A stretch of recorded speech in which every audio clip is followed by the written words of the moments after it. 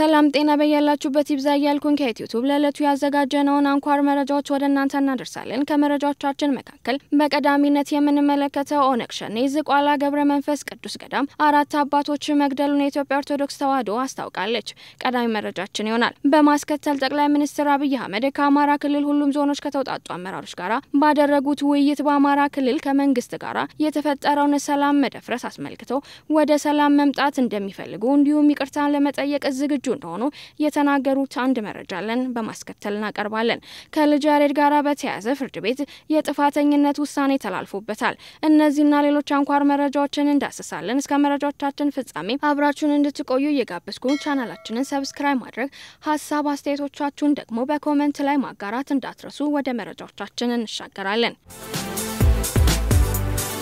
በቀዳሚ መረጃችን የምንመለከተው በምስራቅ ሸዋ ሀገረ ስብከት በሚገኘው የዝቋላ ደብረ ከዋክብት አቡነ ገብረ መንፈስ ቅዱስ ገዳም ውስጥ ራሱን ኦነግ ሸኔ ብሎ የሚጠራው ቡድን የገዳሙ መጋቢን ጨምሮ 4 አባቶችን መግደሉን የኢትዮጵያ ኦርቶዶክስ ተዋሕዶ ቤተክርስቲያን አስታውቃለች። የቤተክርስቲያኑ የሕዝብ ግንኙነት መምሪያ ካወጣው መረጃም ሰኞ የካቲት 11 ቀን 2016 ዓ.ም ታጣቂዎቹ 3 አባቶችን አግተው ወደ በረሃ ከወሰዱ በኋላ የታገቱትን ለማስለቀቅ ገዳሙ ጥረት በሚያደርግበት ወቅት የካቲት 13 ቀን 2016 ዓ.ም ተጨማሪ አባቶችንና የገዳሙን የሥራ ኃላፊ እንደተገደሉ አብረው ከነበሩ አንድ አባት ብቻ ማምለጣቸው መቻላቸውንም ገልጸዋል። እንዲሁም የገዳሙ የሥራ ኃላፊ ቡድን ከዚህ ቀደም ገዳሙን በመዝረፍ ለከፋ ችግር አጋልጦት መቆየቱን አስታውሰዋል።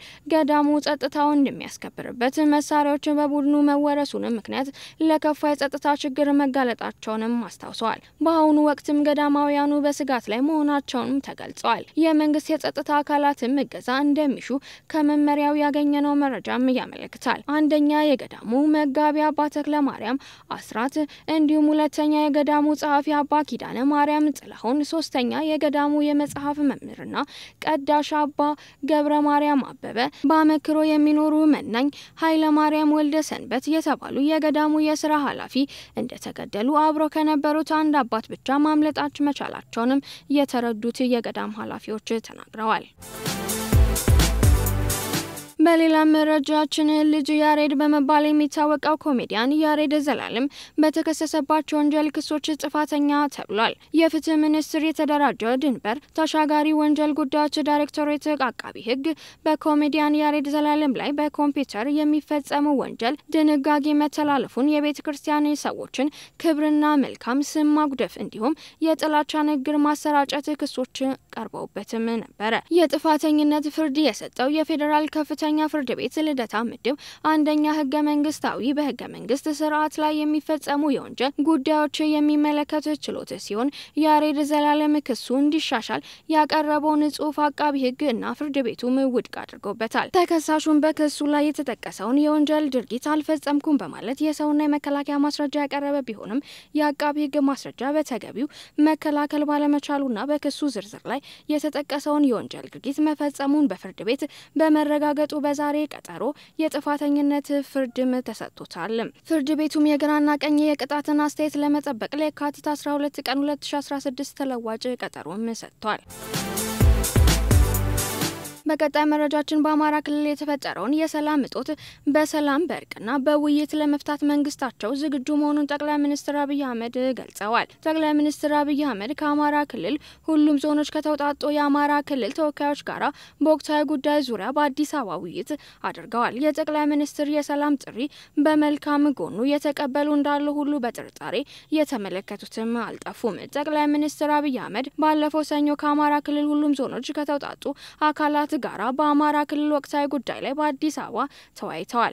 ጠቅላይ ሚኒስትር አብይ አህመድ በአማራ ክልል ታጥቀው ከሚንቀሳቀሱ አካላት ጋራ ለመወያየት ችግሮቻቸውን በሰላማዊ መንገድ ለመፍታት መንግስታቸው ፍቃደኛ መሆኑንም ተናግረዋል። ጠቅላይ ሚኒስትር አብይ አህመድ ለአማራ ክልል ተደጋጋሚ ጥሪ ያቀርበናል፣ እንነጋገር፣ እንወያይ፣ በእኛ አቅም የሚመለስ ነገር ካለ መልሰን፣ የማይመለስ ካለ ደግሞ ህዝቡን በሚሰማው መንገድ በዚህ ጊዜ እንመልሳለን፣ እንፈታዋለን፣ ይቅርታን ብለን ካሳም ካስፈለገ ካሳ ከፍለን እንታረቃለን፣ እንስማማለን። እኔ ችግር የለብኝም፣ ደስ ይለኛል፣ ሰላም ነው የምፈልገው። በውስጣችን ያለውን ጉዳይ ብንፈታው ጥሩ ነው ብለዋል። የልማት ጉለት ያለባቸው አካባቢዎች የሚለሙበትን መንገድ እንዲታይላቸው ተሳታፊዎች የጠየቁ ሲሆን በታችኛውም የአስተዳደር እርከን ያሉ የመልካም አስተዳደር ችግሮችም ህብረተሰቡ አልንቀሳቀስ እንዳደረገው እንዲሁም ተወያዮቹ ለጠቅላይ ሚኒስትሩ አቅርበዋል።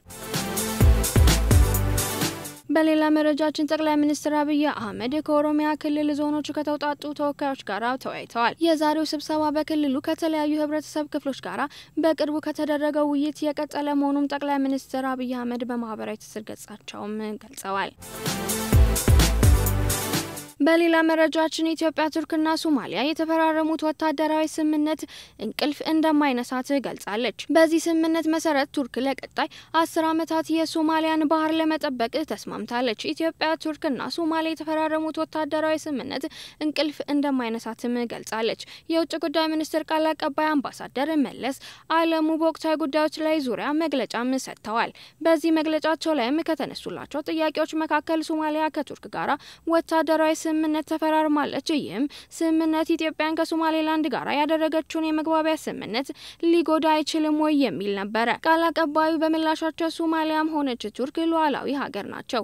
የፈለጉትን ስምምነት ከየትኛውም ሀገር ጋር የማድረግ መብት አላቸው።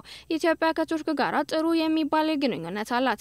ይህንን ወታደራዊ ስምምነት እኛ እንቅልፍ አይነሳንም ሲሉም ተናግረዋል። የሶማሊያ ፓርላማ ከቱርክ ጋር የተደረገውን ወታደራዊና ኢኮኖሚያዊ ትብብር ስምምነት በትላንትናው ዕለት አጽድቆታል። 14 ቀን በፊት የሁለቱ ሀገራት የመከላከያ ሚኒስትሮች በአንካራ የፈረሙት በትናንትናው ዕለት የጸደቀው ስምምነት ዝርዝር ጉዳዮች ግን ይፋ አልተደረገም። የሶማሊያ መገናኛ ብዙሃን ግን ለ10 ዓመታት ይቆያል በተባለው ስምምነት ቱርክ ለሶማሊያ ባህር ኃይል ስልጠናና የቁሳቁስ ድጋፍ እንደምታደርግም ገልጸዋል። አሜሪካ ቋሚ መቀመጫ ሊኖራቸው ይገባልም ብላለች። የብራዚሉ ፕሬዝዳንት በጸጥታው ምክር ቤት አፍሪካና ላቲን አሜሪካ ቋሚ መቀመጫ ሊኖራቸው ይገባልም ብላለች። የተባበሩት መንግስታት ድርጅት፣ ሌሎች ዓለም አቀፍ ድርጅቶች ባለብዙ ወገን ባንኮችና ሌሎች የዓለም አቀፍ ተቋም ማሻሻያ ነው ተብሏል። ፕሬዝዳንት ሉላ እቅዳቸውን መሰረት በማድረግ ላይ ያሉ ሀገራት በተመድ፣ በዓለም የንግድ ድርጅት፣ በሌሎች ዓለም አቀፍ ተቋማት ውስጥ ጠንካራ ውክልና እንዲኖራቸው ማድረግም ይፈልጋሉ። ግራ ዘመሙ መሪ በአዲስ አበባ በነበራቸው ቆይታ የተባበሩት መንግስታት የጸጥታ ምክር ቤቱ የማስፋፋት ፍላጎት እንዳላቸውም በድጋሚም ተናግረዋል። ለዕለቱ የነበሩና አንኳር መረጃዎች እነዚህን ይመስሉ ነበር። ዩቲዩብን ቀዳሚ ምርጫ ስላደረጉና አመሰግናለን። ላይክ፣ ኮሜንት፣ ሰብስክራይብ ማድረጉትን አይርሱ። በቀጣይ በአዲስና ወቅታዊ መረጃዎች እስከምንገናኝ ድረስ ሰላም ቆዩን።